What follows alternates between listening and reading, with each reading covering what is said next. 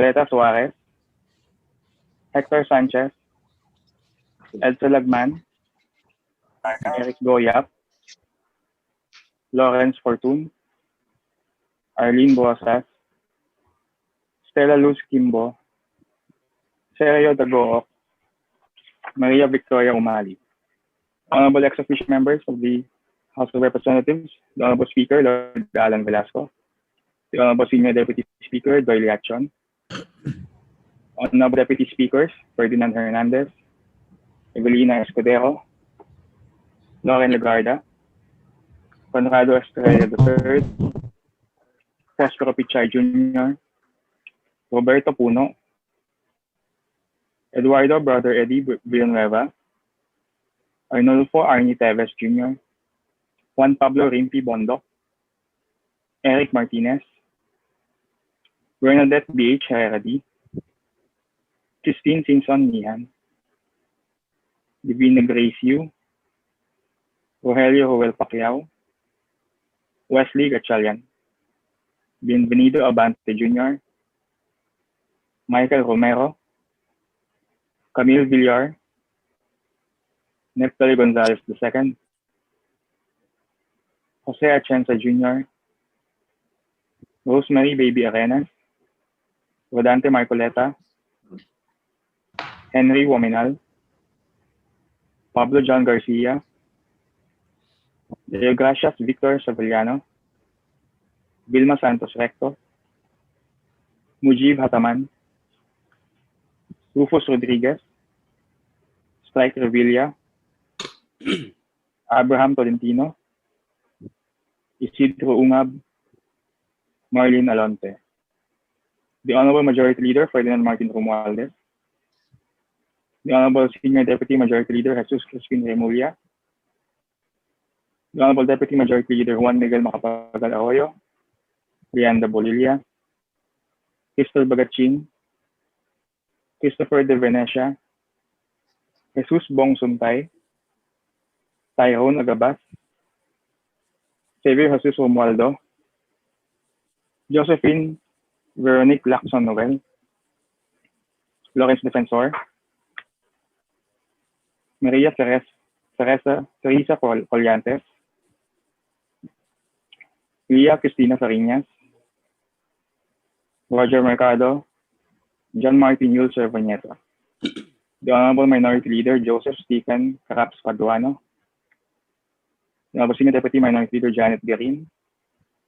The Honorable Deputy Minority Leaders, Jose Christopher Belmonte, Carlos Isagani Zarate, Shari Antan, Stella Luz Kimbo, Bayani Fernando, Argel Joseph Kabatbat, and the Honorable Chairperson of the Committee on Accounts, Paolo Duterte.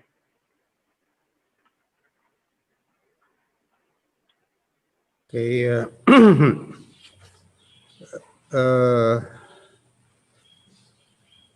Comsec, is there a quorum? Your Honor, while we are finalizing the count of the members, it appears that there are more than 5 regular members present today, which is the minimum required to constitute a quorum to the committee, Your Honor. There being a quorum, I now proceed to the opening remarks. Good morning, esteemed colleagues, both the regular and ex-officio members of the committee. We are called today to perform our sworn duty to exercise our exclusive power as mandated by the Constitution to initiate all cases of impeachment against high-ranking officials of our government. Once again, the Committee on Justice of the House of Representatives is being tasked to ensure that the highest public officials of the land are held accountable to the people in accordance with the highest constitutional standard. Public office is public trust. This is the first impeachment proceeding we have in the 18th Congress. The Impeachment League of Advocates for Good Governance, FLAG in short. The respondent to this complaint is Supreme Court Associate Justice Marvick M.V.F. Leonen, and this impeachment complaint is accompanied by a resolution of endorsement signed by the Honorable Angelo Marcos Barba, representative of the 2nd District of Ilocos Norte. With the indulgence of our distinguished members, the Chair would like to open this meeting with a brief background of the impeachment powers of Congress before we proceed to the initial deliberation of the impeachment complaint. As I earlier mentioned, the Constitution gives the highest regard to accountability of public officers. This is readily apparent when an entire article is dedicated to the accountability of public officers. Section 1 of Article 11 states that public office is a public trust, unquote, that public officers and employees must at all times be accountable to the people, serve them with utmost responsibility, integrity, loyalty, and efficiency, act with patriotism and justice, and lead modest lives, unquote.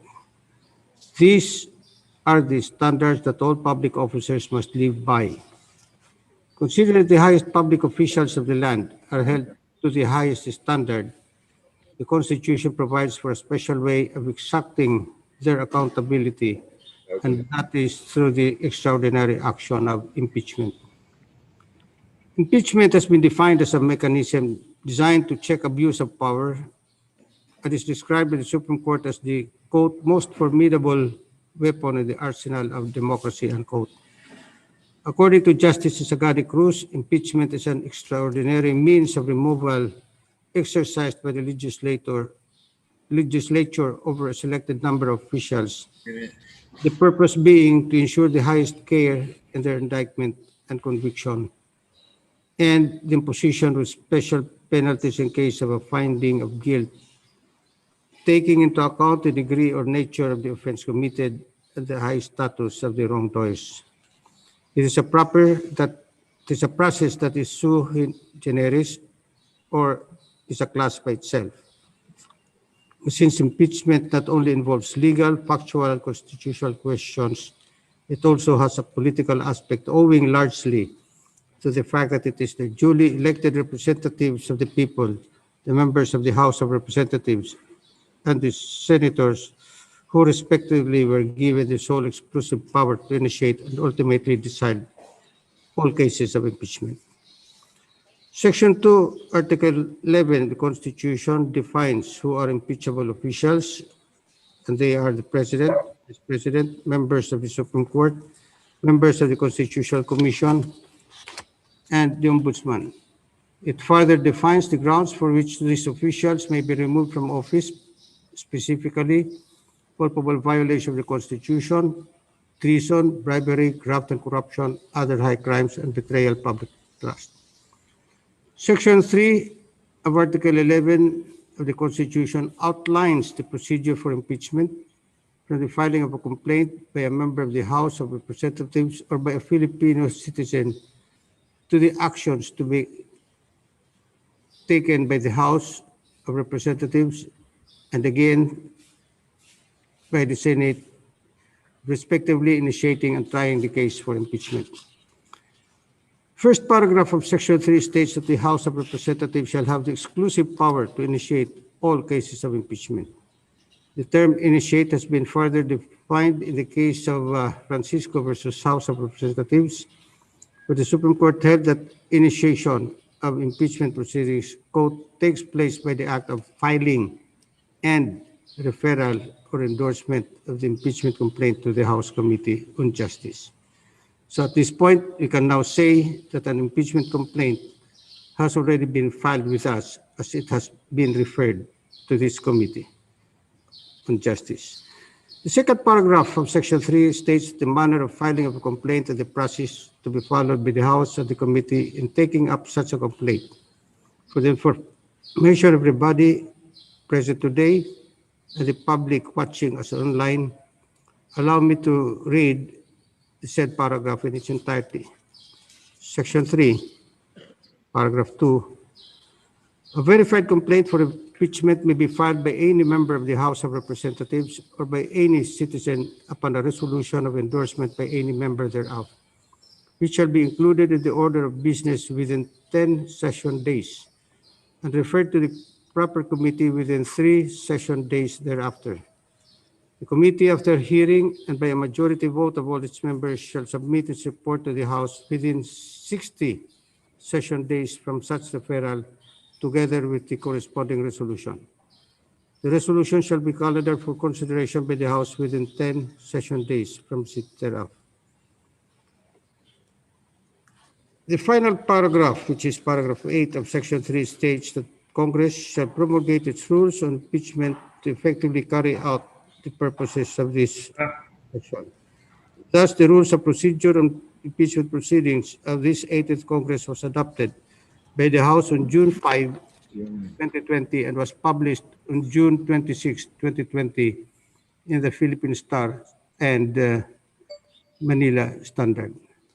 Again, under our Constitution, an impeachment complaint may be filed by any citizen against any of the impeachable officers, provided that the complaint must be accompanied by a resolution of endorsement by any member of the House of Representatives.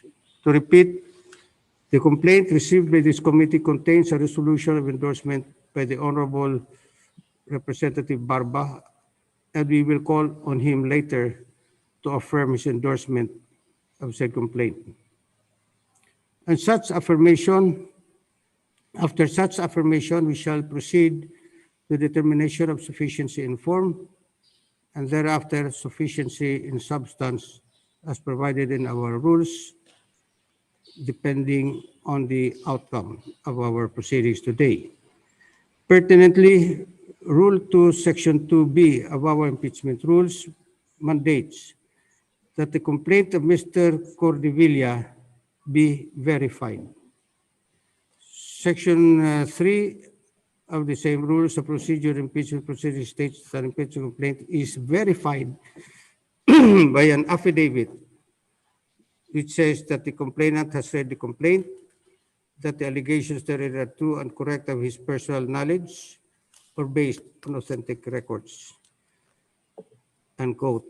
It more importantly provides that, quote, an impeachment complaint required to be verified which contains a verification based on information belief or upon knowledge, information belief, or lacks a proper verification shall be treated as an unsigned impeachment complaint. I repeat, a verification which does not comply with Section 3 of our impeachment rules shall be treated as an unsigned impeachment complaint. But if it does so comply with the requisites, then we will go to the determination of substance, sufficiency in substance. Section 4 of the rules then states that upon due referral, the committee shall determine whether the complaint is sufficient in form. If the complaint is found to be insufficient in form, the complaint shall be returned to the complainant together with the written explanation of the insufficiency. On the other hand, if the complaint is found to be sufficient in form, the committee shall proceed to determination of sufficiency in substance. In my overview, I will emphasize another point here. And under Section 5 of the rules, the requirement of substance is met if there is a recital of facts constituting the offense charged and determinative of the jurisdiction of the committee. If the committee finds that the complaint is not sufficient in substance, it shall dismiss the complaint and shall submit its report to the plenary.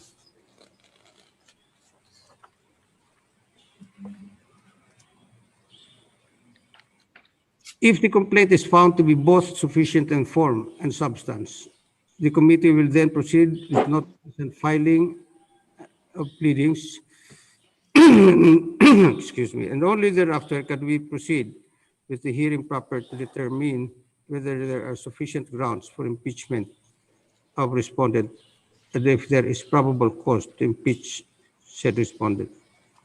Now, guided by the provisions of the Constitution and the rules of procedure in impeachment proceedings, copies of which have also been distributed to all members of the committee, I would like to remind all the members of the following.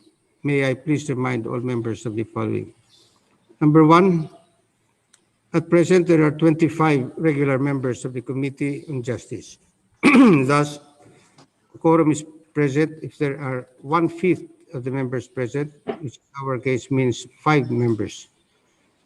A majority of all members will compose 13 members. Number two, for purposes of voting and the determination of quorum, ex officio members, namely the Speaker, Deputy Speakers, Majority Leader, Deputy Majority Leaders, Minority Leader, Deputy Minority Leaders, and the Chairperson of this committee, the Chairperson of the Committee on Accounts, are all included in the count of members present and are allowed voice and vote in the committee. However, the base number of membership of the committee for purposes of determining quorum and the total membership of the committee will remain at 25 as provided in the rules of the House of Representatives. Number three, for those who wish to make their manifestations, please inform the committee secretary in order that you will be included in the list. And in accordance with our rules and as far as practicable, members of the majority and the minority shall be allowed to speak alternately. Now, due to the limitations of our online meeting and in accordance with our rules, the committee secretary shall call on each member present for their votes on any matter requiring a vote. And each member shall cast their vote verbally or may send a message to the committee secretary who shall verify the vote cast by such member. A while ago,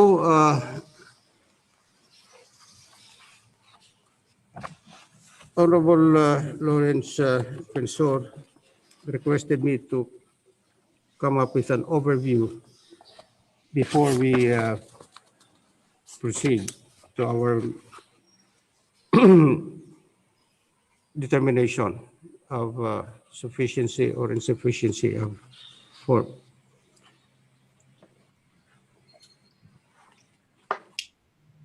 Involved pertinently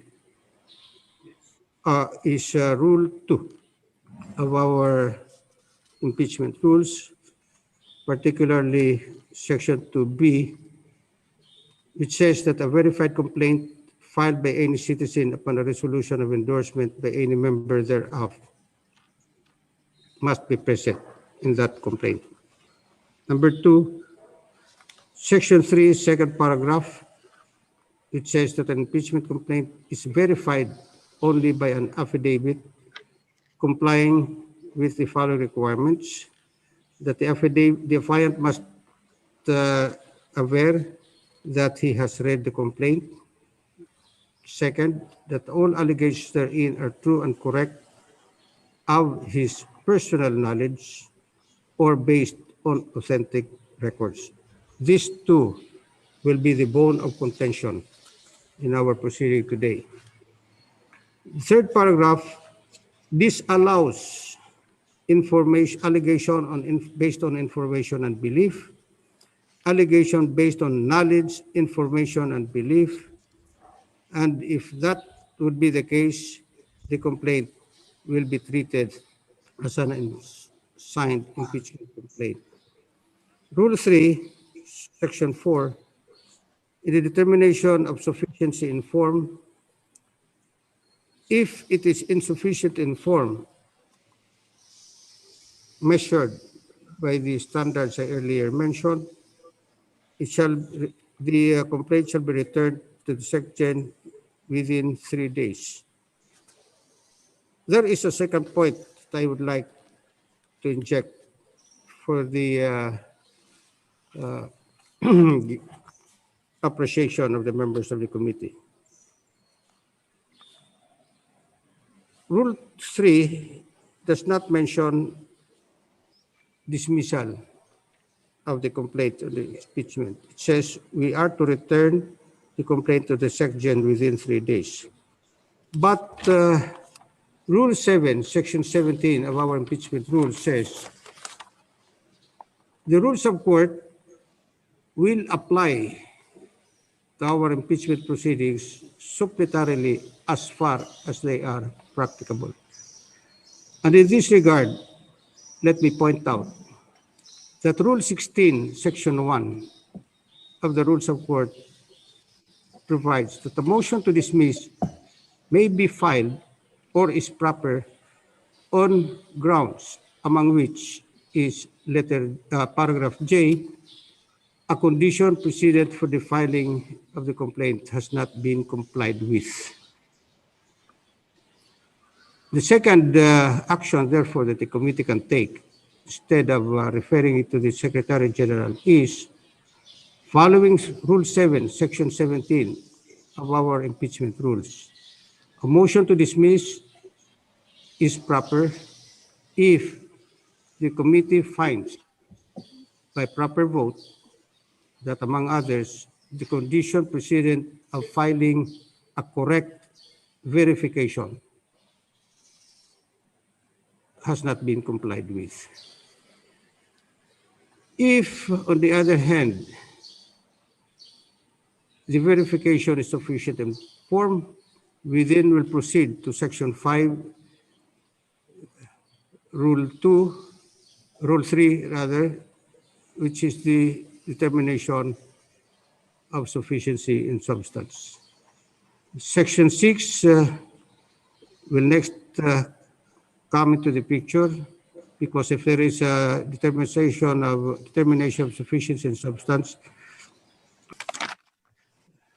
With that overview, may we now call on the Honorable Representative Barba. Maraming salamat po.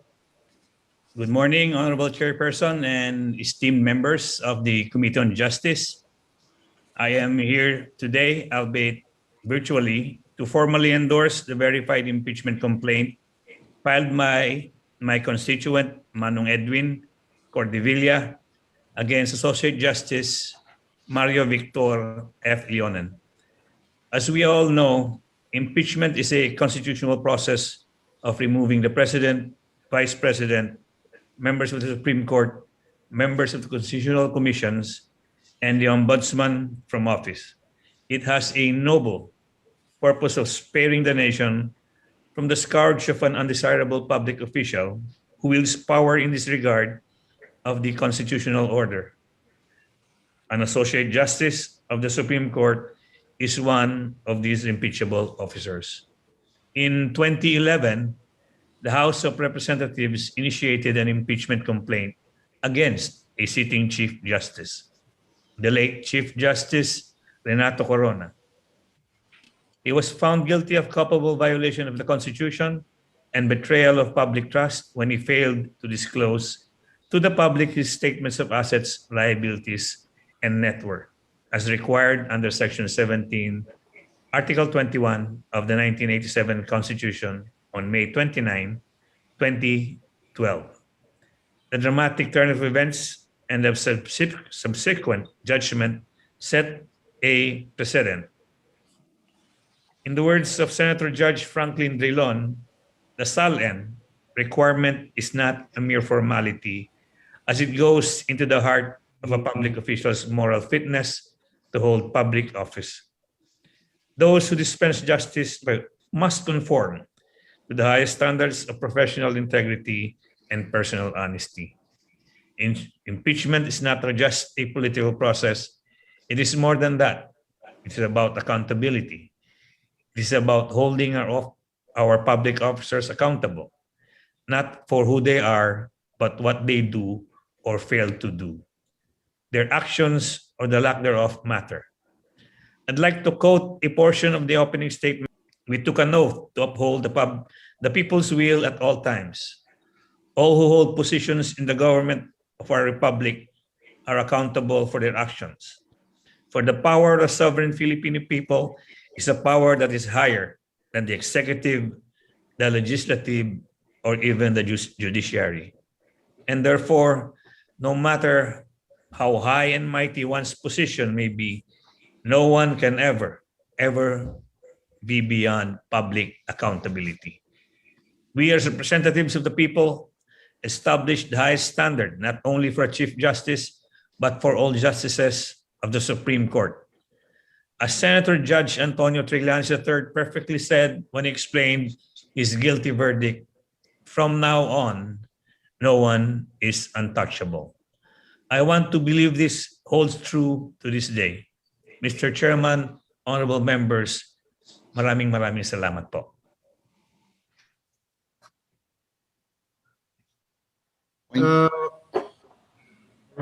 Point of inquiry, Mr. Chair, if I may be allowed. Yes, Deputy Minority Leader Kimbo. Belmonte, rather, Kit. Sorry. Thank you very much, Mr. Chair. Good morning po sa lahat.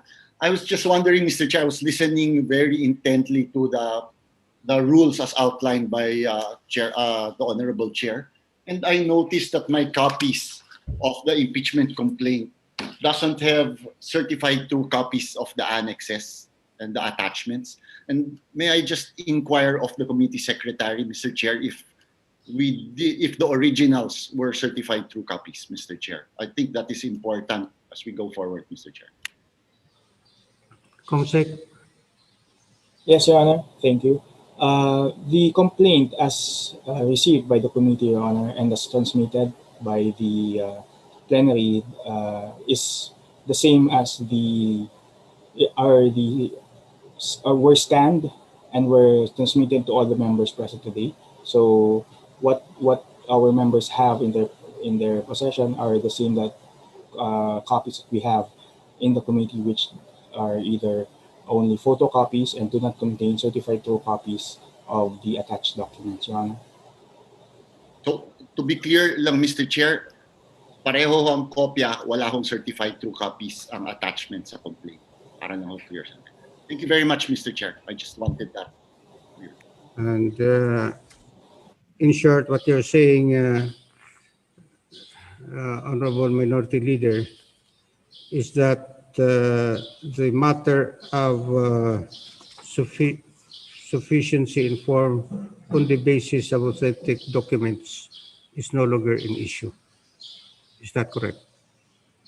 Thank you very much for clarifying it very clearly. Thank you very much, Mr. Chair. I am asking you. Mr. Chair. Yes, Mr. Chair. Exactly. Okay. Thank you. So maybe now proceed to the manifestations. Comsec, who is first on the line?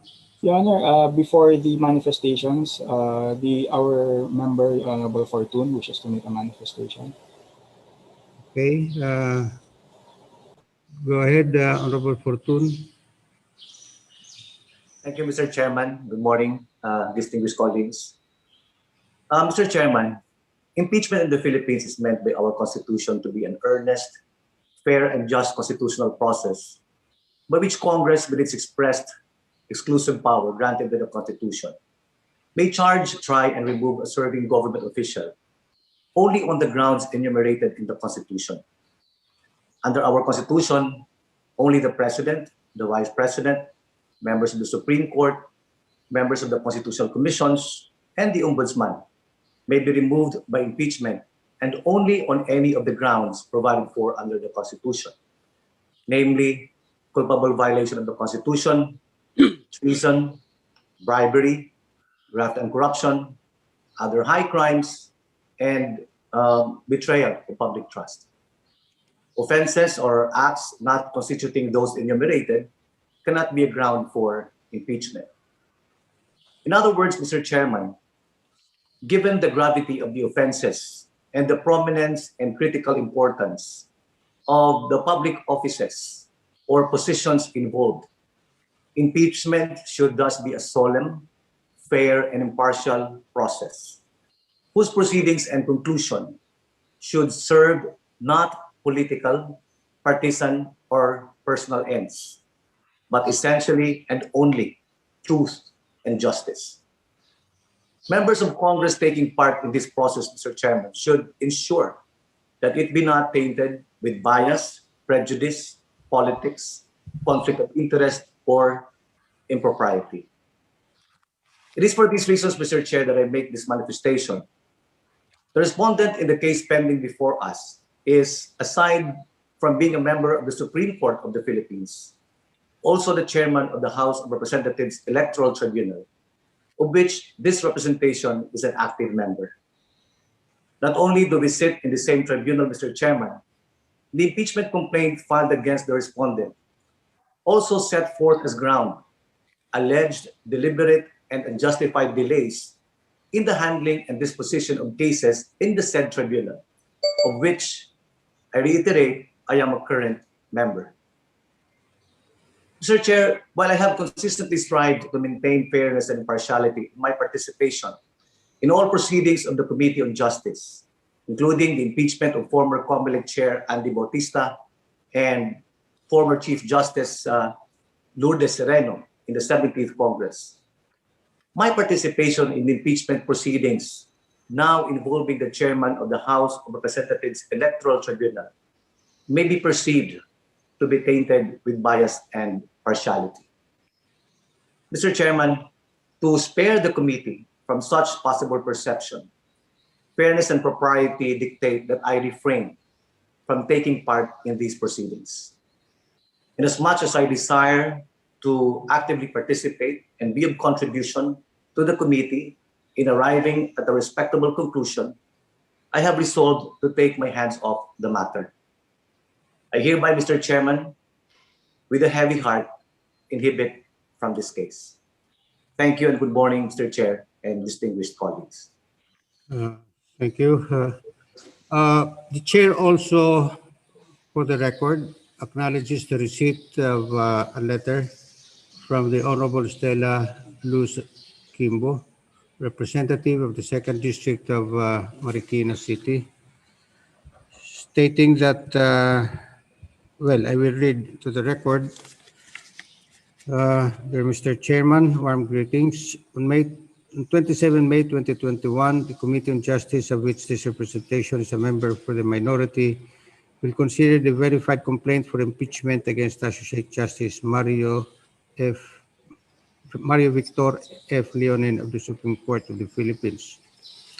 The complaint, among all others, stipulates the respondent, quote, committed culpable violation of the Constitution for arbitrarily, willfully, intentionally, deliberately, malevolently, with evident bad faith, delaying the resolution of cases pending before him as chairperson of the House of Representatives Electoral Tribunal. Unquote. The document cites the petition for quo warranto filed against this representation as evidence for the accusation. The complaint conjectures that the reason for the non-resolution of the electoral protest is because this representation is of the same political party as the respondent's alleged, quote, patron, unquote, former President Benigno S. Aquino III. In light of these allegations, and so as not to unduly influence my colleagues and friends in the Committee on Justice with my participation in the inquiry, I deem it best to inhibit myself from the proceedings relating to the impeachment complaint filed against the respondent. I am confident that the assurances made by the Speaker of delivering a fair resolution of the matter will be realized. Thank you very much. Signed, Stella Luz A. Kimbo. So we have now 2 inhibitions, Comsec. Noted, Your Honor. None others. Okay. Second list for manifestation, or third, rather. The Honorable Deputy Speaker Rufus Rodriguez, Your Honor. Okay, go ahead, Honorable Deputy Speaker Rufus Rodriguez. Thank you, Mr. Chairman, and my distinguished colleagues in this hearing of the Committee on Justice on the complaint of Mr. Edwin Cordevilla, Associate Justice of the Supreme Court, Leonen. Mr. Chairman, our rules clearly states that the allegations of the complaint should be true and correct of his personal knowledge, meaning the complainant, or based on authentic records, or based on authentic records. I have with me here the verification. I've been reading and rereading this complaint since it was referred to the committee. It says, I, Edwin M. Cordevilla, under oath state that I am the complainant in the above entitled verified complaint for impeachment, and I have caused the said complaint to be prepared and have read the contents thereof, and that the allegations therein are true and correct based on my personal knowledge. So this pertains to and would therefore be able to apply and being true to Section 3 of the statement that they should be true and correct of his personal knowledge. And the second one is quite not directly complying with the second requirement that it should be or based on authentic records, because after personal knowledge, the complainant states, and appreciation of the documents and other authentic records pertinent thereto.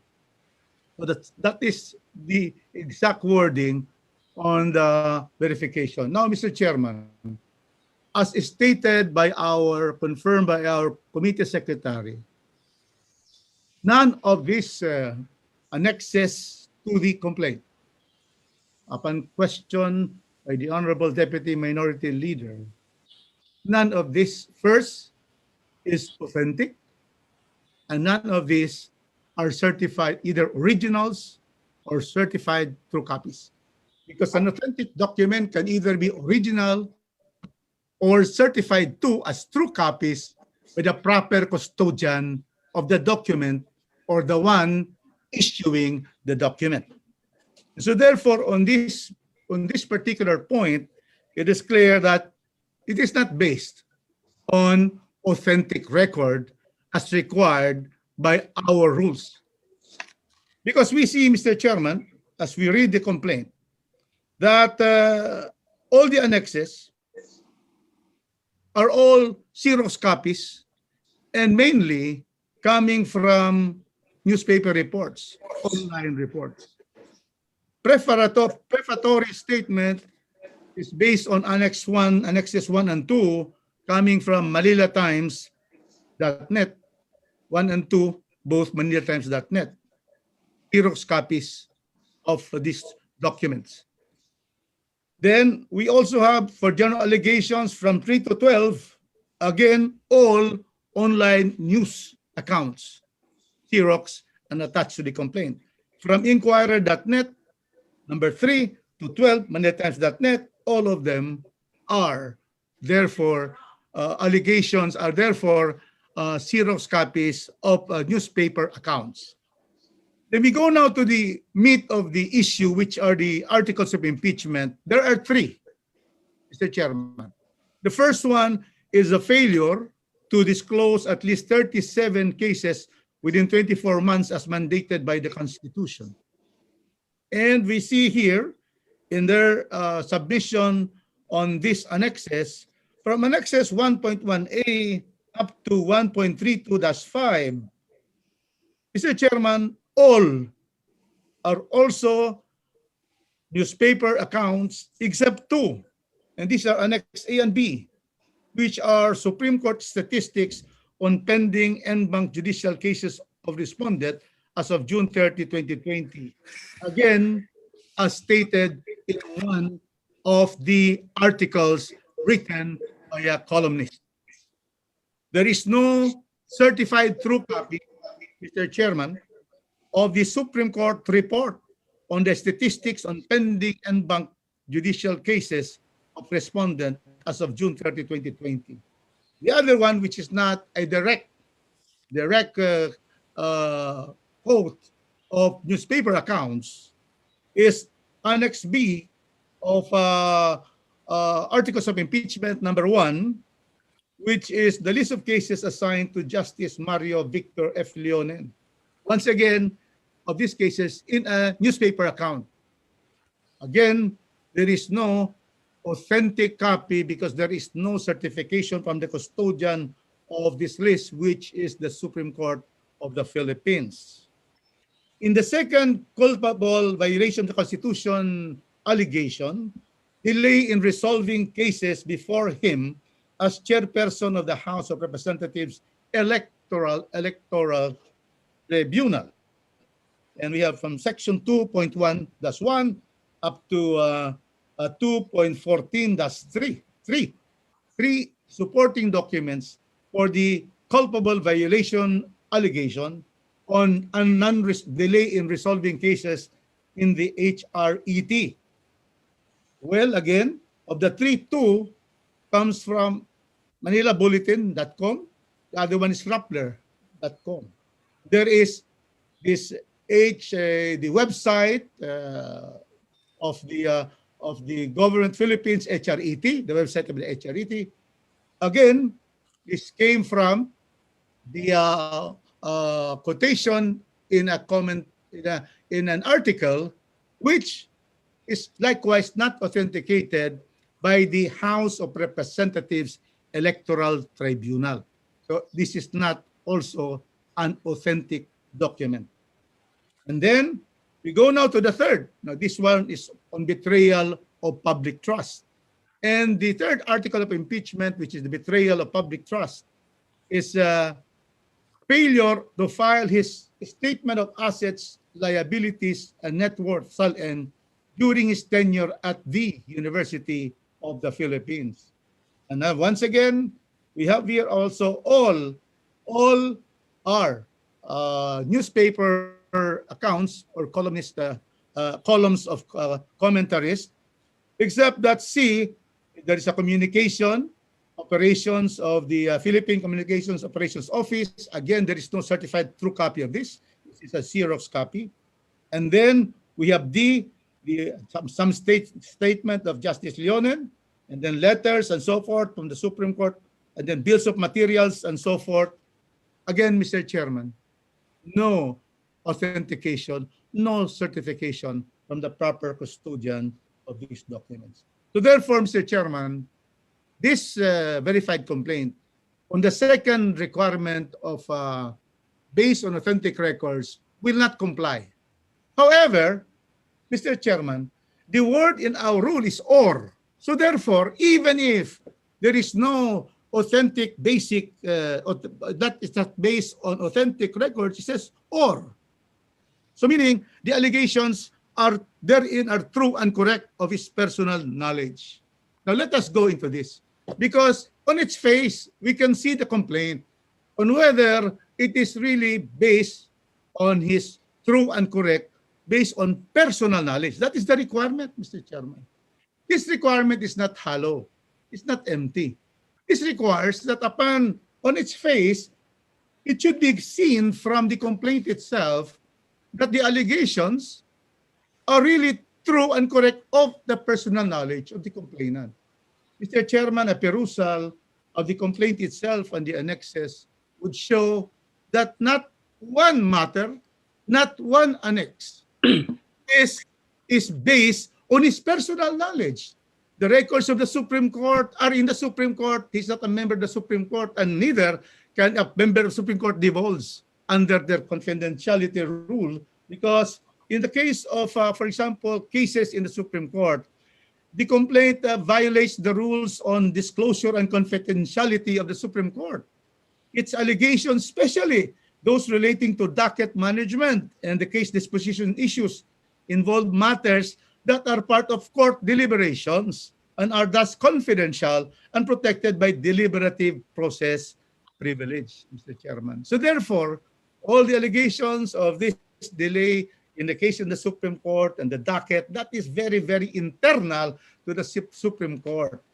And then also, the complaint does not state any justification or authority for applicable waiver to invoke matters privileged to the Supreme Court, which matters cannot be submitted as true and correct, because precisely this is a privilege to the Supreme Court.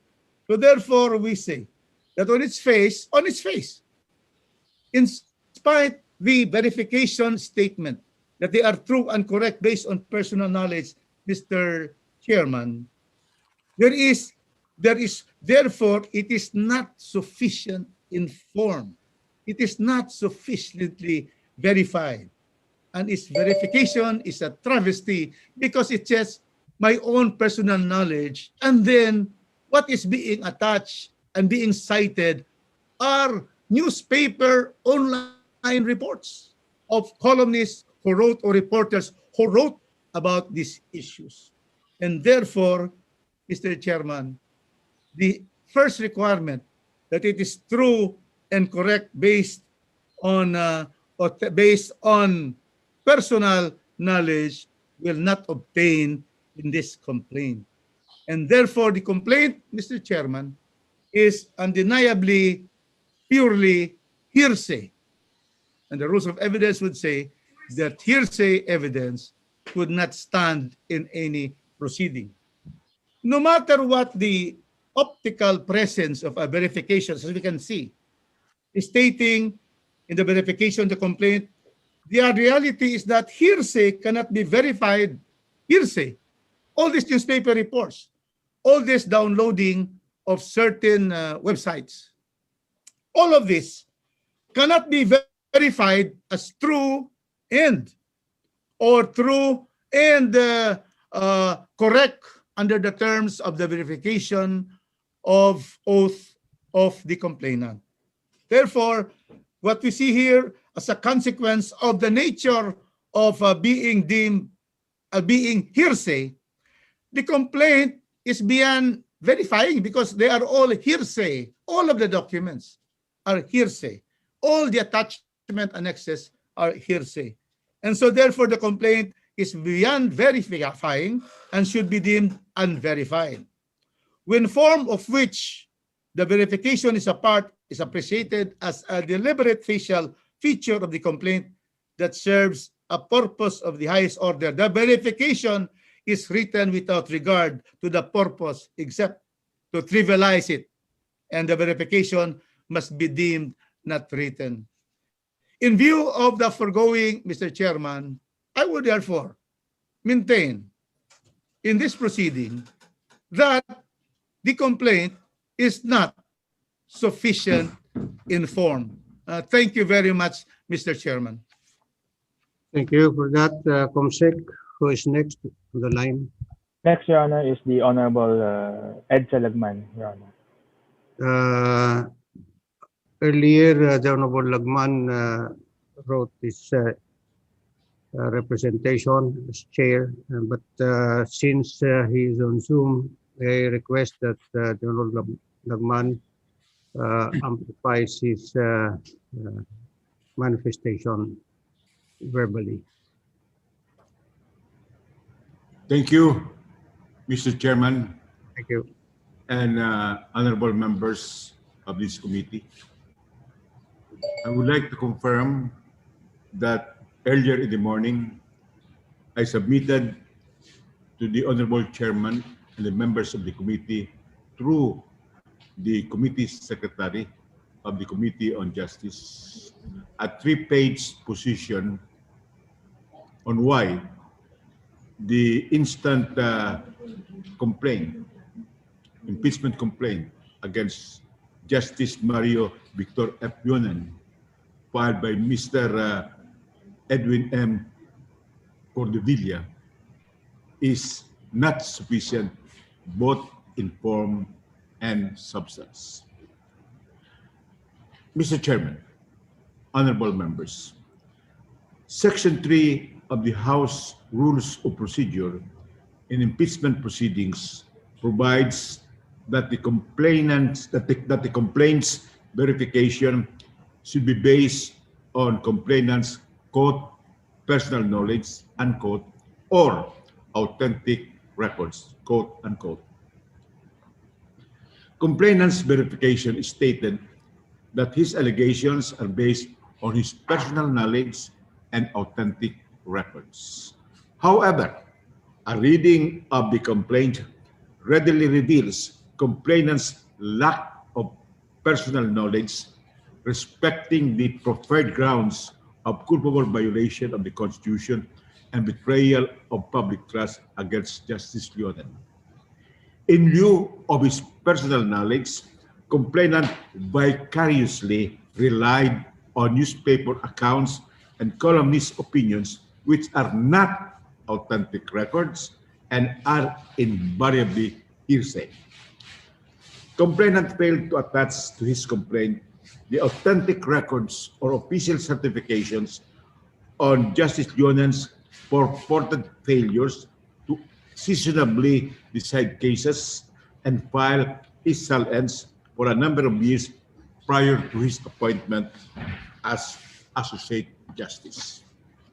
Verily, complainant's lack of personal knowledge and dismal failure to attach the pertinent official certifications or authentic records indubitably make his complaint insufficient in form.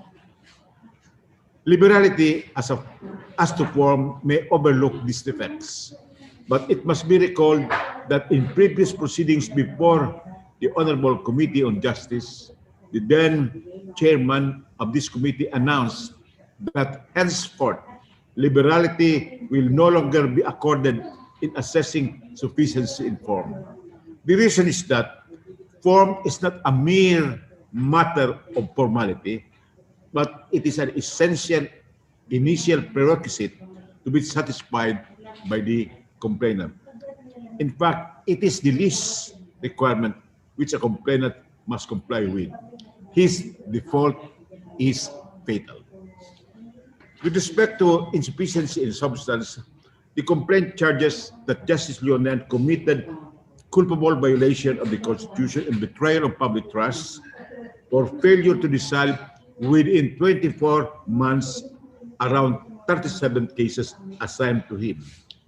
Justice Leonen is accused of purportedly violating Section 15, Paragraph 1 of Article 8 of the Constitution, which provides that, quote, all cases or matters must be decided or resolved within 24 months from date of submission to the Supreme Court. The Supreme Court has categorically and consistently held that for Supreme Court justices and for the High Court itself, the subject constitutional provision is merely directory, not mandatory, because, quote, magistrates must be given discretion to defer the disposition of certain cases to make way for other equally important matters in the court's agenda. And as the court of last resort, the Supreme Court should be given ample amount of time to deliberate on cases pending before it. And I would refer to Leonardo Di Castro, AM number 1811-09- Supreme Court. Marcelino versus Honorable Cruz Jr., GR number L42428, March 18, 1983, and Coscuruela versus Sandigan, GR number 191411, July 15, 2013. Mr. Chairman, distinguished members, verily, non-compliance with directory matters does not constitute an impeachable offense. Justice Leonen allegedly failed to submit his Allen according to the complaint for the years 1989 to 2003 and 2008 to 2009. Granting again that this is true, it cannot be a ground for impeachment for the following reasons. One, the alleged failure happened before Justice Leonen was appointed Associate Justice in 2012. An impeachable incumbent official should only be impeached for offenses committed during his incumbency. This would foreclose Leonen's qualifications and compliance with mandatory requirements have been vetted by the Judicial and Bar Council. Secondly, The offense of failure to file SAL-Ns prescribes after 8 years, pursuant to Republic Act number 3326 on prescription of offenses in special laws. This is doctrinal, Mr. Chairman. As held in Del Rosario versus People, DR number 199930, June 27, 2018, and Republic versus Cuanco Jr. et al., GR number 139930, June 26, 2012. The last year when Justice Leonen allegedly filed to file his SAL-M was 2009. The prosecution of which prescribed in 2017. Since impeachment proceedings are akin to criminal prosecution, then Justice Leonen cannot be impeached for an offense which has already prescribed or lapsed. Prescription both bars prosecution and impeachment. For the foregoing reasons, distinguished Chairman, I recommend that the impeachment complaint against Justice Leonen be dismissed for being insufficient in form as well as in substance. Thank you, Mr. Chair. Thank you. Comsec. Your Honor, next Chair. is the Deputy Speaker, Senior Deputy Speaker Doyle Liachon. Yes, yes, Mr. Chair. To all the members of the House of Congress, to all our Filipino people, and of course, ladies and gentlemen, good morning. Our government today, this is a short manifestation only, Mr. Chair. Our government today is actually facing already a handful of issues.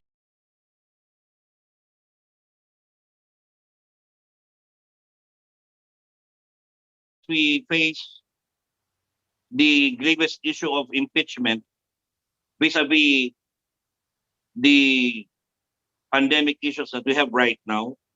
I encourage everyone, every House member, to have the highest standards of discernment, to observe the highest standards of discernment in these cases. As we all know, impeachment cases, of all the cases that we have right now in the country, are the most celebrated ones. And celebrated as they are because these involve extreme cases of abuse of power, the extreme culpable breach of the Constitution, and these grounds have been lucidly stressed upon by the highest court in the cases of TS Bank versus Senate Impeachment Court, decided last February 9 of 2012, so with Gonzales versus Office of the President, decided on January 28 in 2014, that considering the highest standards of discernment are being required because they deal with more than even heinous crimes, because it involves probably betrayal of public trust, then therefore we should deliberate on these issues with very much caution. But vis-a-vis about these issues that we have right now, we have also to consider the rules of procedure that we have right now. Number one, naalala ko po nung ako ay nag-aaral pa ng Bachelor of Laws, ako ay nagtatrabaho sa Supreme Court. Maliwanag ang sabi ng mga maestrado sa Korte Suprema na kaya sila naglalagay ng mga parameters o mga rules basically to avoid frivolous cases, to avoid delays, to avoid trivial issues that are even being elevated up to the Supreme Court.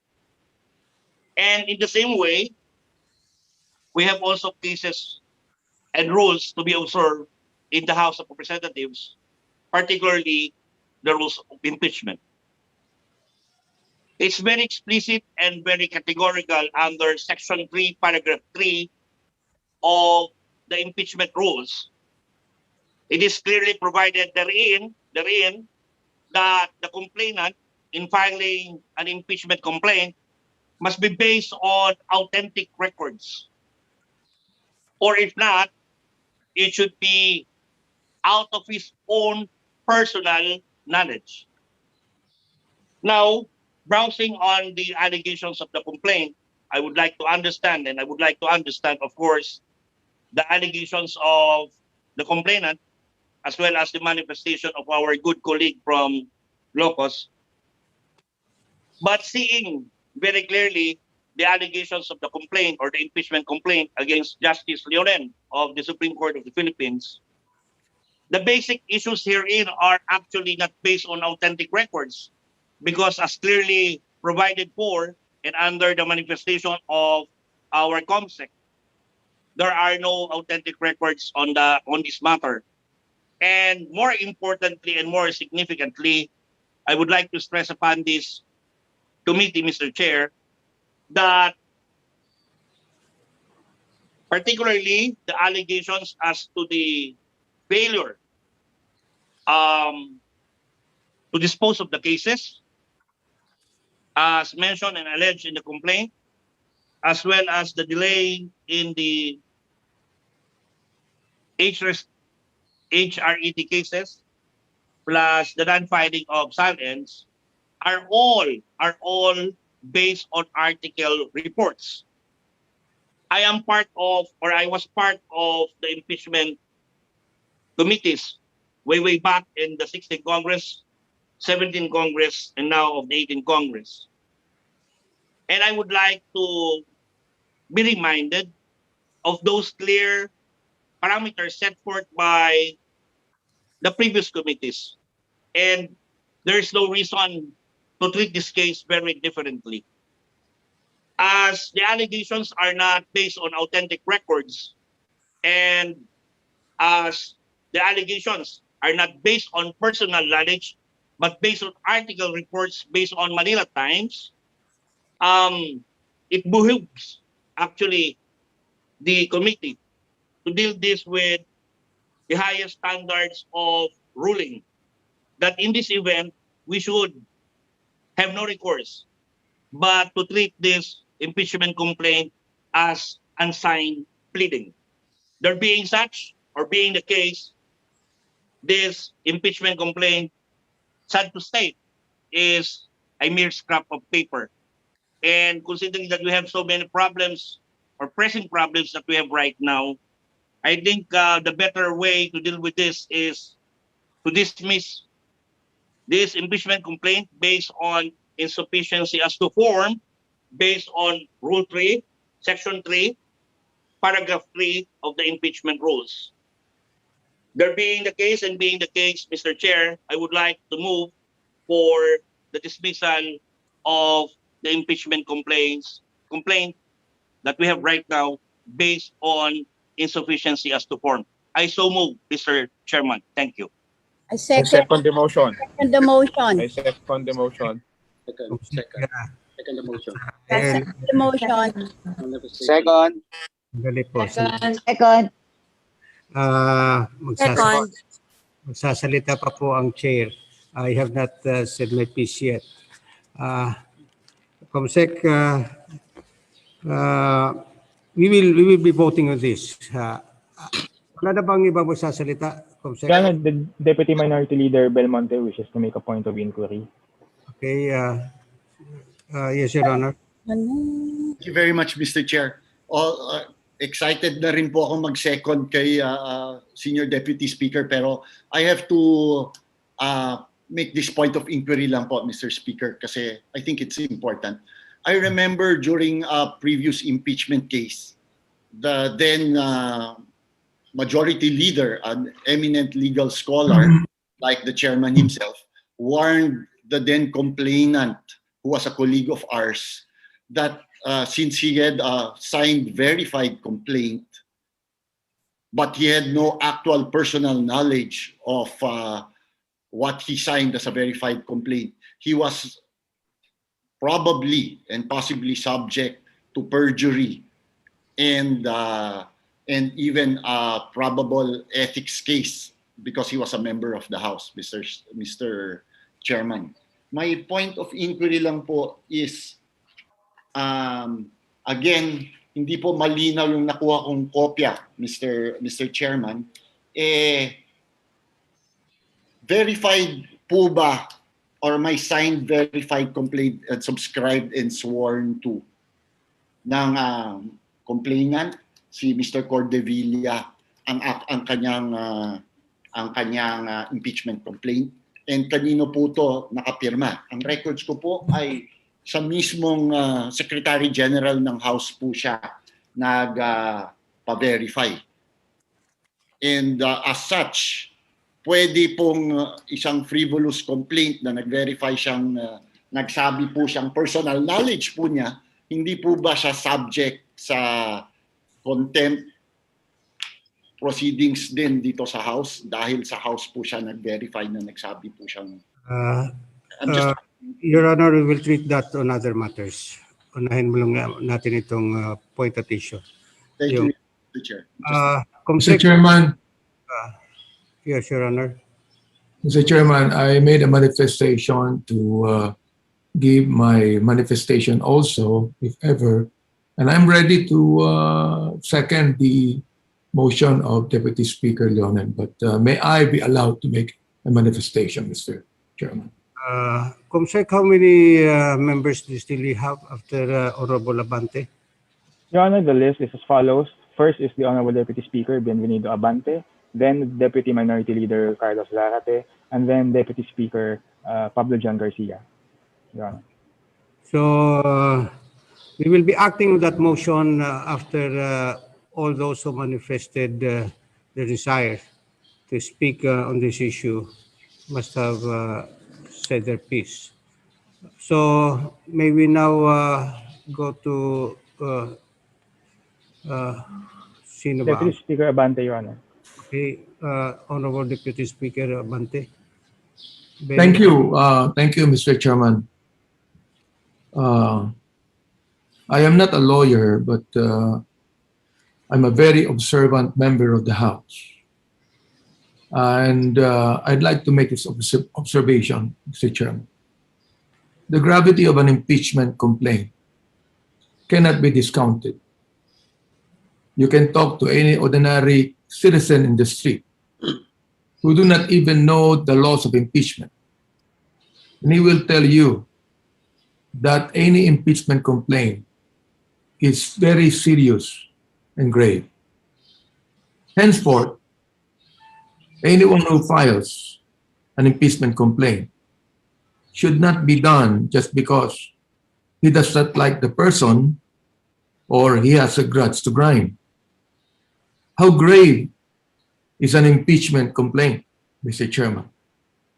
Looking at the impeachable offenses like culpable violation of the Constitution, which means a deliberate and wrongful breach of the Constitution.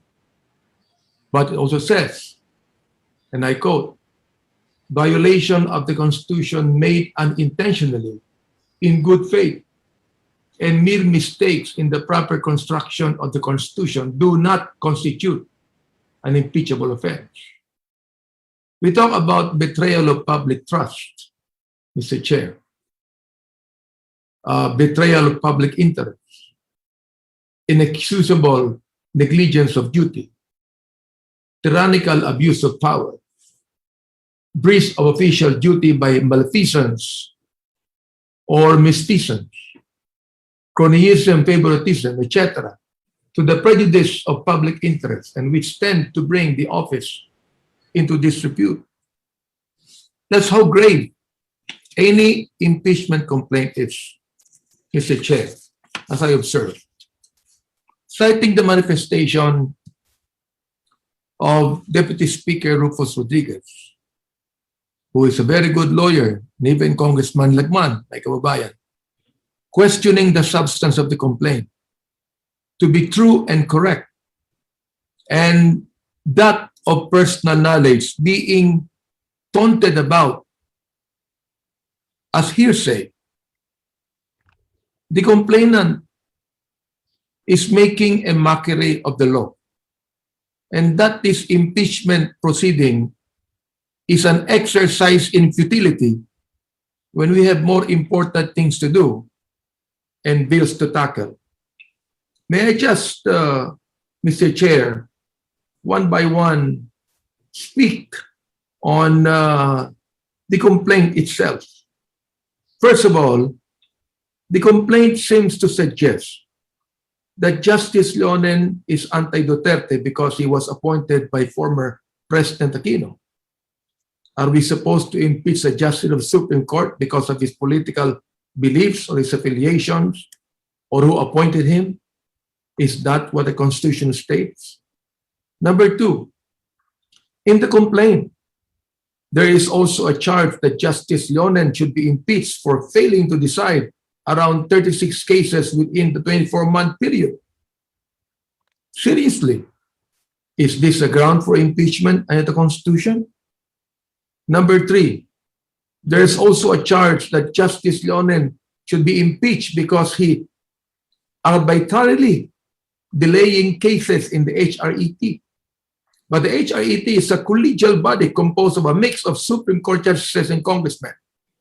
If there is any delay, that cannot be done by just one member. Should we also impeach the other Supreme Court justices who are members of the HRET? Should we also punish the congressmen who are members of the HRET for this delay in resolving election cases as alleged? Number four, the complainant also paints Justice Leonen as anti-Marcos. But the decision of the Supreme Court on the Marcos electoral protest for VP was decided with a unanimous vote. Should we also consider the other 14 justices who voted with Justice Leonen as anti-Marcos? Should we impeach all of them? Number five, the COVID pandemic is still raging in our country. People are dying every day, and we need all this the time we have in Congress to legislate measures that will help our people fight this disease and our country to recover. Do we really need an impeachment during a pandemic? Is this really the right time to do this? Mr. Chair, that's why I am fully supporting the dismissal of this impeachment complaint. Thank you very much. Next is the Honorable Zarate. Thank you, Mr. Chair. Magandang umaga po sa ating lahat. Once again, this committee, this House, is called upon to address a very important issue, and our duty is now being invoked to rule on this impeachment complaint, to make our high officials accountable. I fully agree with the chair earlier when he said that an impeachment complaint should be treated as an extraordinary means to make our officials accountable. And thus, we have to use this with utmost care. And I certainly agree, Mr. Chair and Lord, the masterful and surgical dissection of our esteemed colleagues like Deputy Speaker Rufus Rodriguez and Representative Edsel Lagman, our legal luminaries in this committee and in this House, as they analyze the complaint both as to form and even as to substance. The 201-page complaint, Mr. Chair, I fully agree, did not only comply with our rules requirement that it should be based on personal knowledge or authentic records. In fact, I will hazard to say that if we further peruse the complaint, even as to substance, it also failed to comply with our requirements. Tama po yung sinabi ng ating mga kasamahan, Mr. Chair. No? Kung babalikan lang natin, yung rules ng ating verification talagang wala na ito, hindi napapasa. But, you know, I also read carefully this complaint and even the verification several times. And I observed that the complainant made some legal maneuvers. Not only that, he said that this is based on his personal knowledge, which we already said it is not.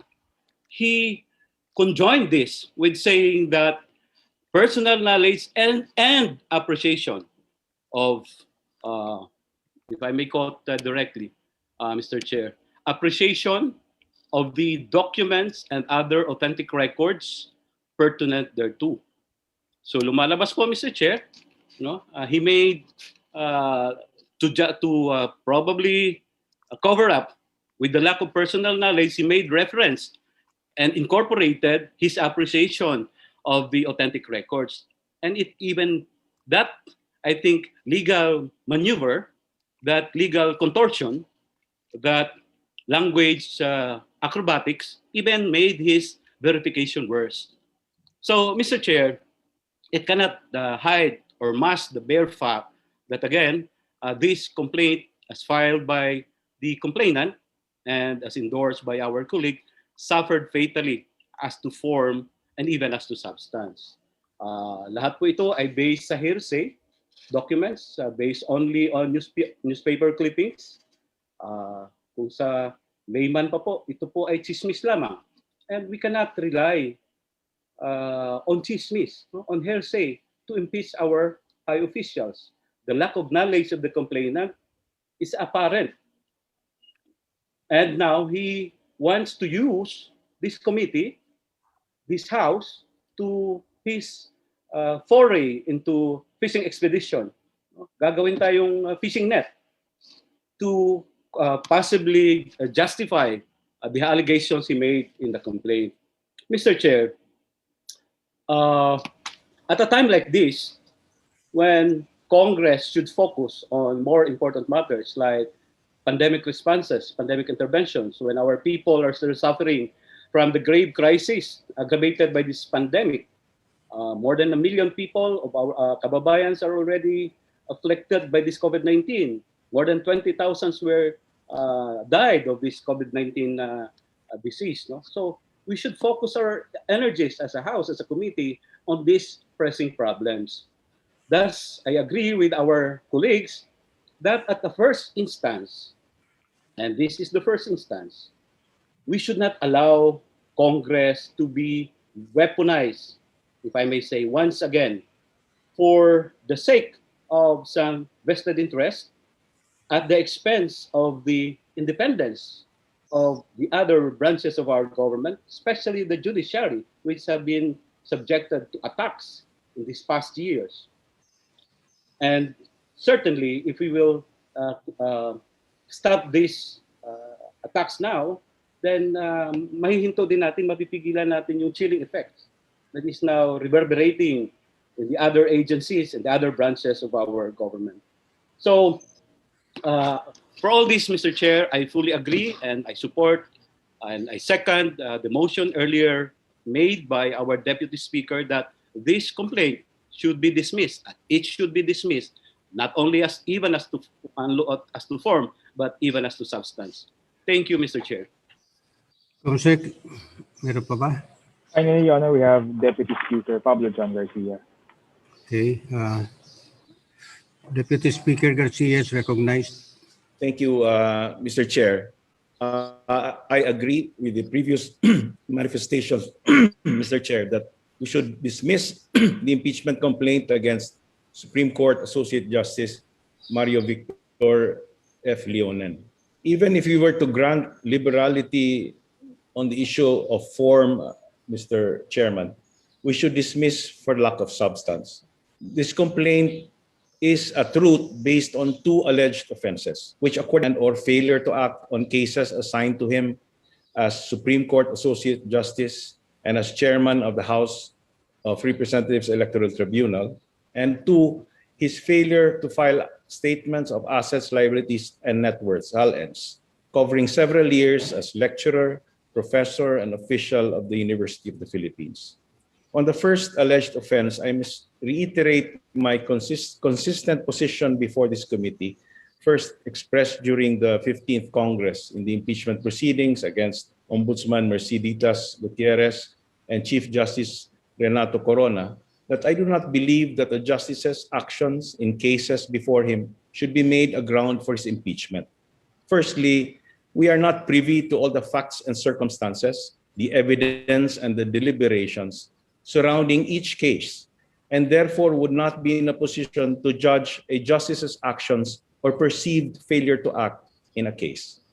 Our judgments on a justice's actions, especially in a deliberative body, would inescapably border on conjecture and speculation on whether we agree with a decision or action or failure to act or not. Secondly, and more importantly, impeaching a justice on the basis of his actions and inaction on cases before him would amount to a review by this political branch of the decisions of the judicial branch.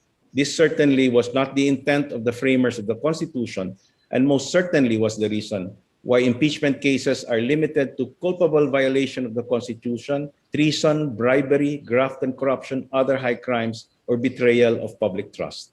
In my opinion, the ground for impeachment should be extraneous to a justice's official decision, opinion, or disposition of a matter before him. On the second alleged offense, I must state that even if we were to assume that these were true, they were committed way before respondent assumed the office for which he is being impeached now, that is, as Associate Justice of the Supreme Court. It is my view that impeachment should be limited to offenses committed during the incumbent's tenure and not any time before it. This is not to say that if this allegation is true, respondent should be exempt from accountability for failure to file SALN. As in the case against former Chief Justice Maria Lourdes Sereno cited in the complaint, the failure to file SALNs may be evidence of lack of integrity. But that was dealt with not in an impeachment proceedings before this Congress, but in a quo warranto case before the Supreme Court. I therefore second the motion of the Senior Deputy Speaker to dismiss the complaint, not only in form, but also on substance, Mr. Chairman. Thank you very much. Thank you. Nothing more? Comsec? Akin na ba? That's all, Your Honor. Yes, sir. Okay. Let me start as a preface. My reading section 28 of the Rules of Court, the Rules on Evidence. The rights of a party cannot be prejudiced by an act, declaration, or omission of another, except as hereinafter provided. Ulitin ko po, the rights of a party cannot be prejudiced by an act, declaration, or omission of another, except as hereinafter provided. Wala kong nakita sa exceptions dito. This is the footstool of the hearsay rule. The impeachment complaint cites three grounds. Ground number one, at least 37 cases within 34 months as mandated by Section 15, Paragraph 1, Article 8 in relation to Section 16, Article 3 of the Constitution, which mandates the prompt action and speedy disposition of cases. In support of that ground, the complaint alleges in paragraph 1.2, in a newspaper article published by the Manila Times, it was reported that the 82 pending cases of respondent, 37 of these were assigned to him several years ago. Basis in a newspaper article. As long as our impeachment rules provides in Section 17, Article 7, that itong binasa kong Section 28, Rule 130 has been adopted as part of our rules, hindi ko po matatanggap ang paragraph 1.2 in support of the first ground dahil it was based on a newspaper article. 1.3 reads, records from the Supreme Court reveal that as of 30 June 2020, respondent had 37 quote aging unquote cases. A copy of the Supreme Court report is attached here to as Annex A. But a quick look of it, as earlier clarified by the committee secretary, hindi po ito authentic copy. It cannot therefore be accepted by this committee as an allegation in support of the first ground. Also, 1.5, from paragraphs 1.5 up to 1.32, that is from pages 15 to page 24 of the complaint, all these allegations are not based on personal knowledge, much less supported by authentic pertinent records. Ground number 1 in the impeachment complaint must therefore fall. Let's go to ground number 2. The complainant alleges a second ground for impeachment that the respondent committed culpable violation of the Constitution for arbitrarily delaying the resolution of cases pending before him as chairperson of the House of Representatives Electoral Tribunal. It's read for brevity. 2.1 alleges, and that is in page 25.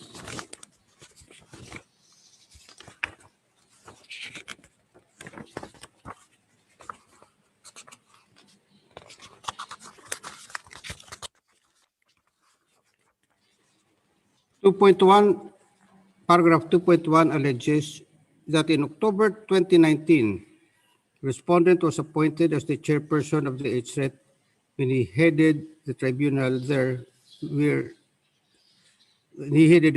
There were 34 election cases filed, consisting of 21 electoral protest cases and 13 quo warranto cases. Wala pong authentic record supporting this. Now,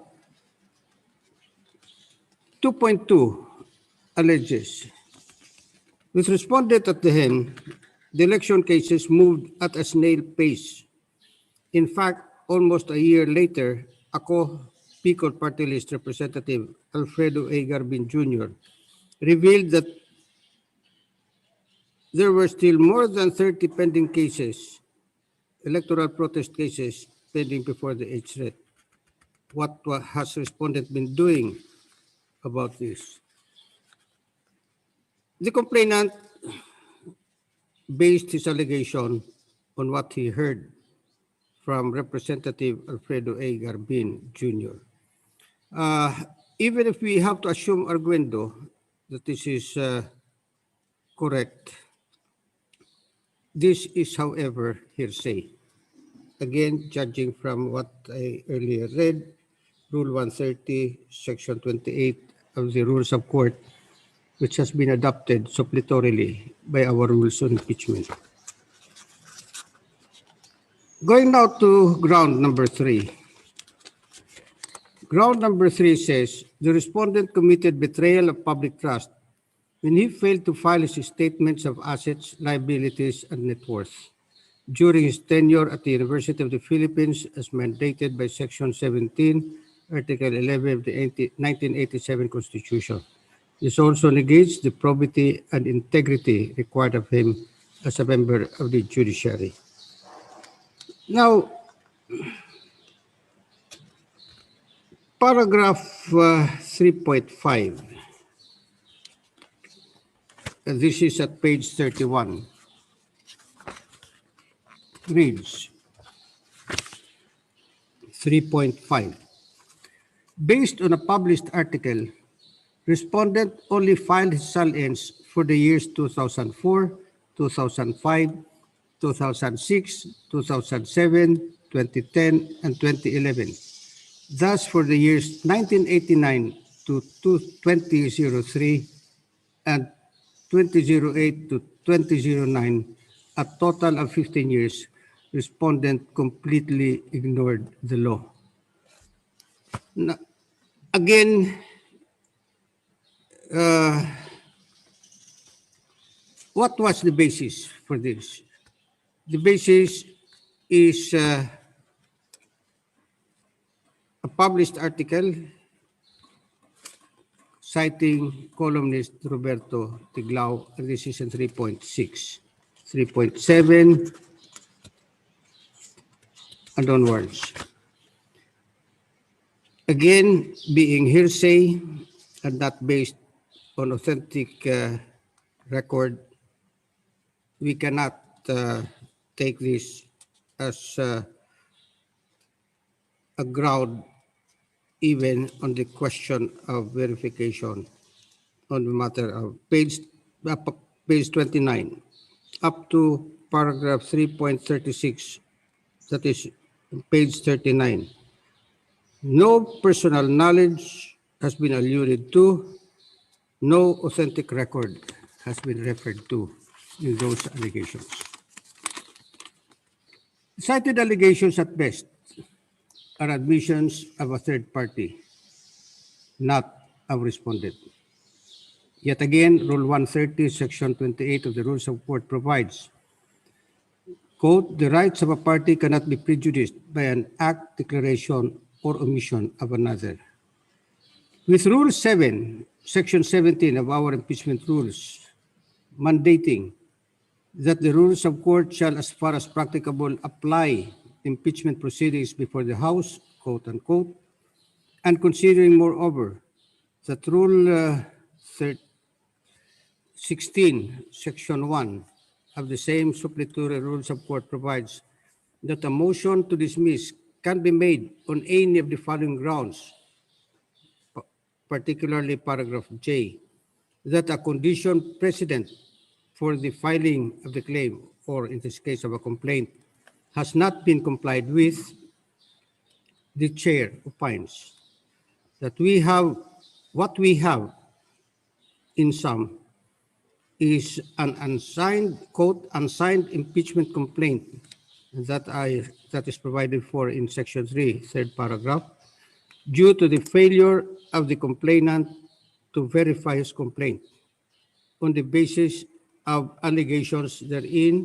Ulitin ko po, the verification failed to satisfy the requirement that the allegations of complainant must be based on his personal knowledge or must be based on authentic records.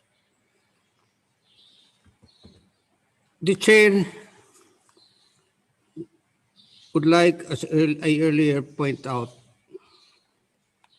to emphasize that while under Section 3, third paragraph, Rule 2, upon a finding of insufficiency in form, we are to refer the complaint back to the Secretary General. There is, however, an alternative, and I cited Rule 16, Section 1, paragraph J, that we can dismiss this complaint outright due to the failure of complainant to comply with a condition precedent for the filing of this complaint. The complaint, ulitin ko po, tantamounts to an unsigned impeachment complaint, as so stated in Section 3, third paragraph of our impeachment rules. So, the chair now is open to any motion. Alin ang gagawin natin? Should we throw this back to the SecGen or should we dismiss this outright? Any motion? I move, Mr. Chair, to dismiss outright the complaint. Mr. Chair, Yes, Your Honor.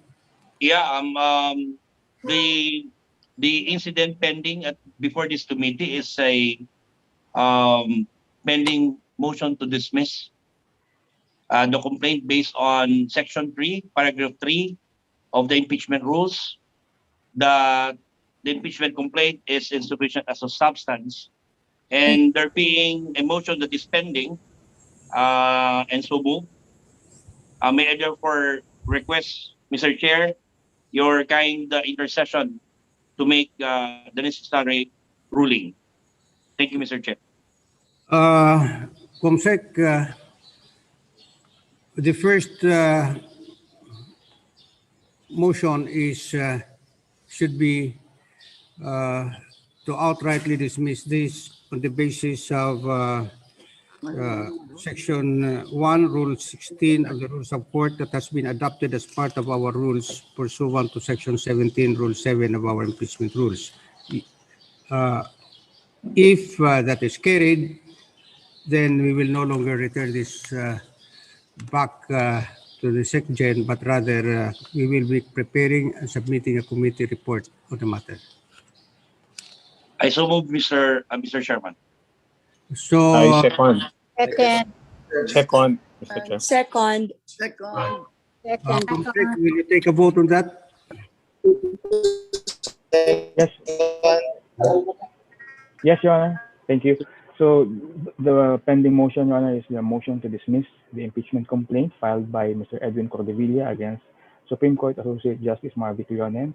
A vote of yes is a vote to dismiss the complaint, while a vote of no is a vote to sustain the complaint or not to dismiss the complaint.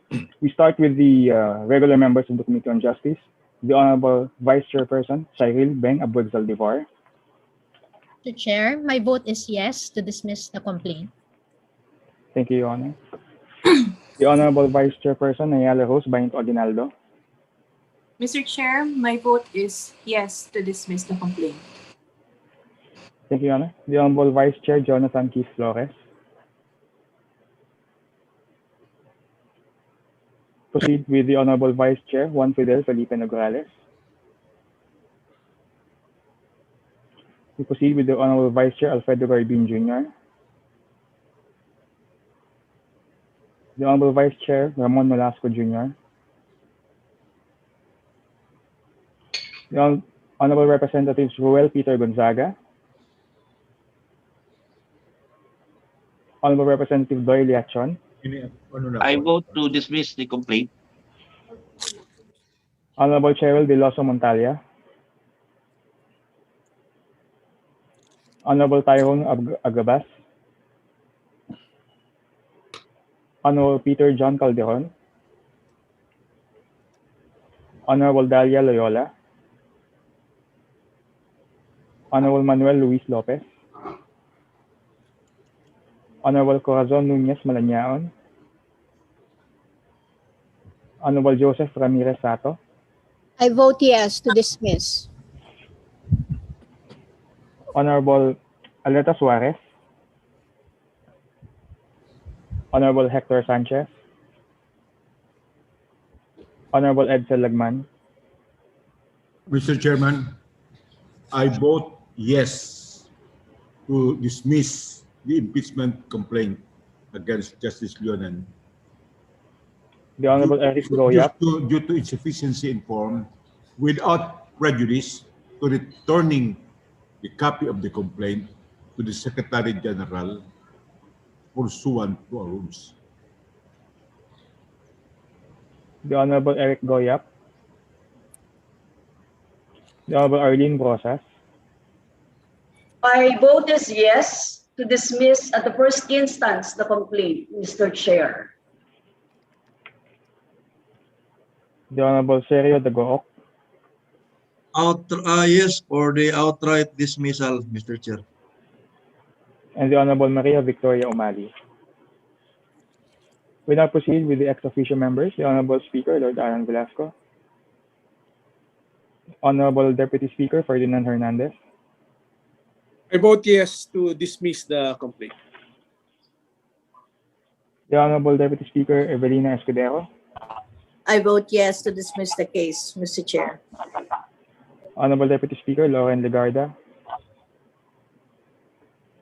Honorable Conrado Estrella III,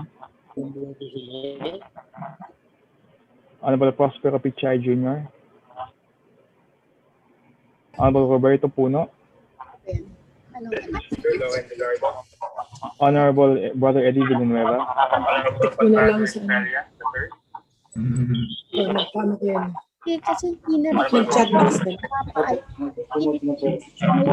Your Honor, we have received a message from the Honorable Arnold Teves in favor of dismissing the complaint.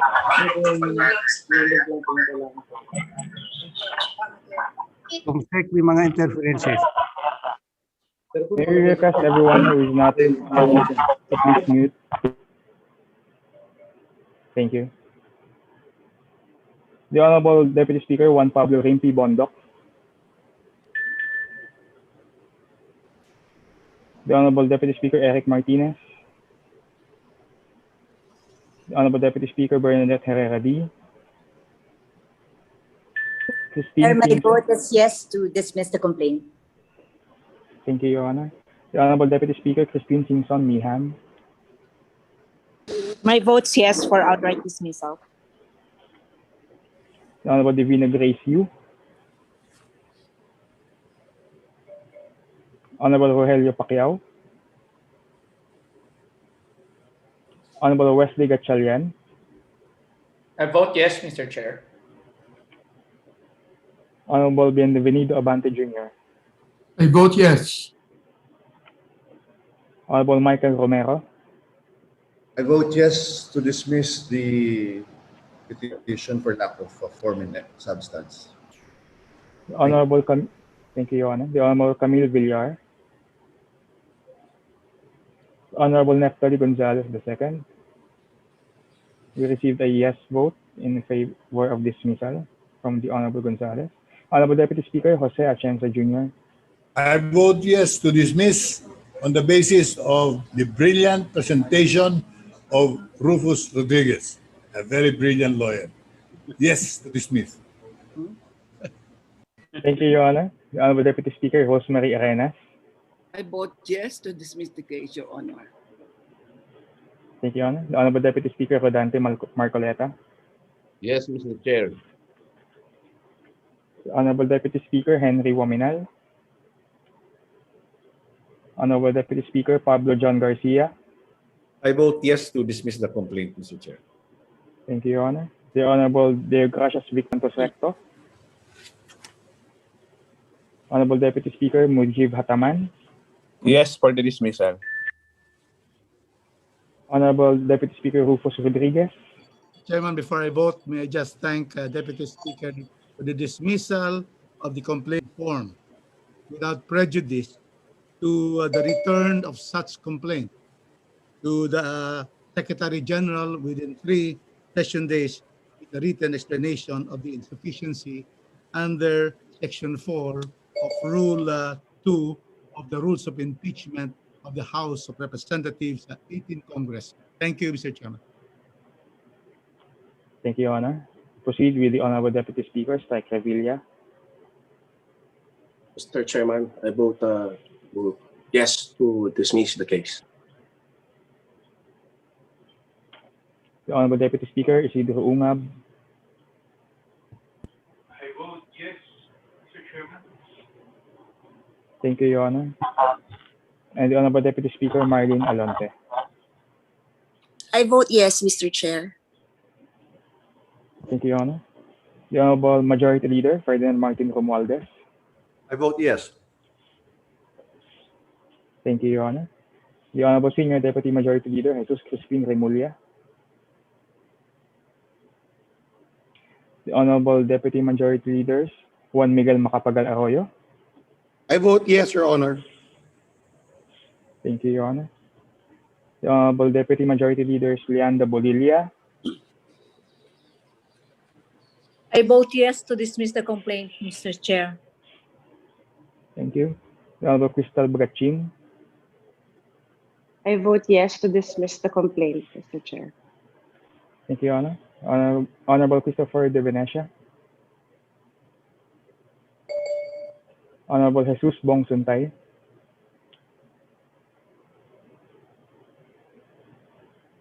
Honorable Tyrone Agrabas, Honorable Xavier Jesus Romualdo, Voting yes. Mr. Chair? Mr. Chair? yes, Your Honor. Yeah, my name was called. I believe I was on mute. So I vote yes to dismiss the complaint based on insufficiency of form. Thank you, Your Honor. The Honorable, we Yes proceed to with dismiss the complaint. Thank you, Your Honor. We proceed now to the Deputy Majority Leader, Honorable Josephine Veronique Lacson-Well. We proceed with the Honorable Lawrence Defensor. I vote yes to dismiss the complaint. Thank you, Your Honor. The Honorable Maria Teresa Collantes.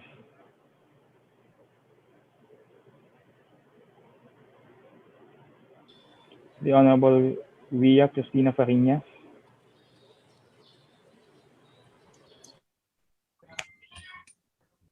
The Honorable John Martin Yul Cervonieto. I vote yes to dismiss the case. And the Honorable Deputy Majority Leader Roger Mercado.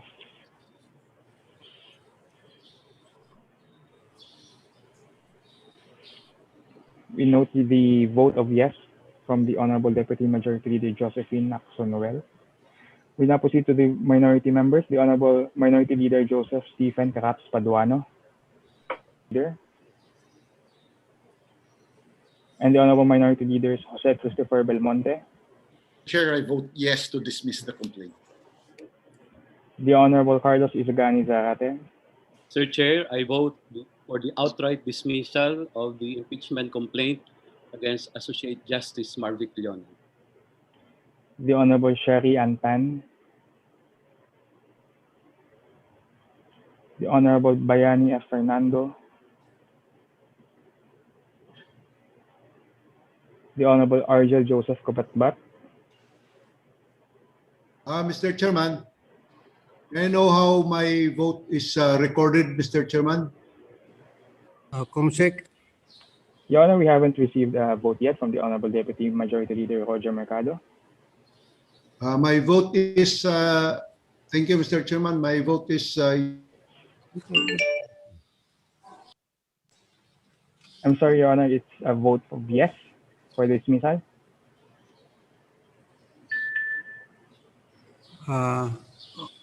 Honorable Mercado. Nag-freeze.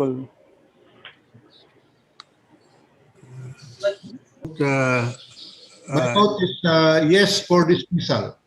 Okay. Comsec. Yes. Your Honor, My vote is yes for dismissal, Mr. Chairman.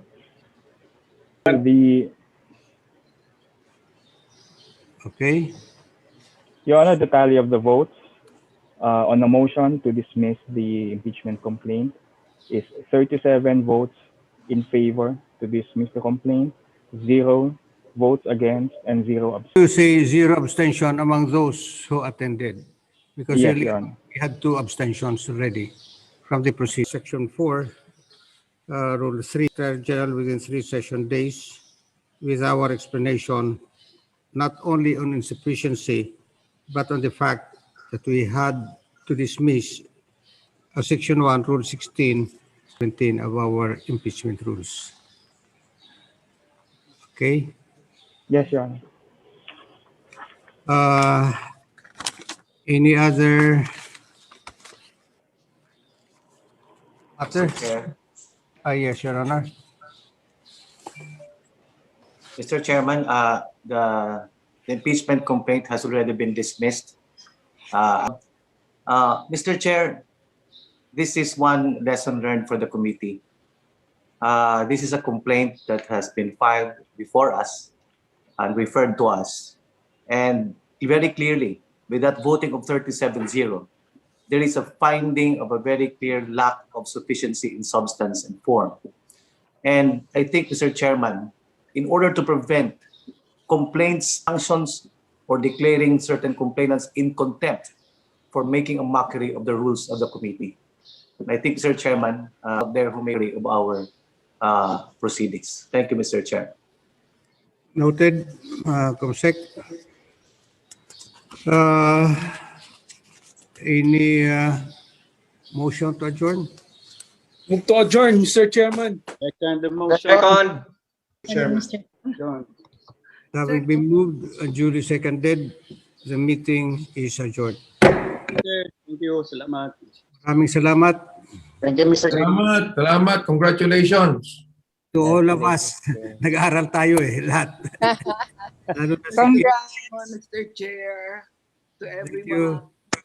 Congrats, Mr. Chair. Congratulations. Baby. Yes, I miss you.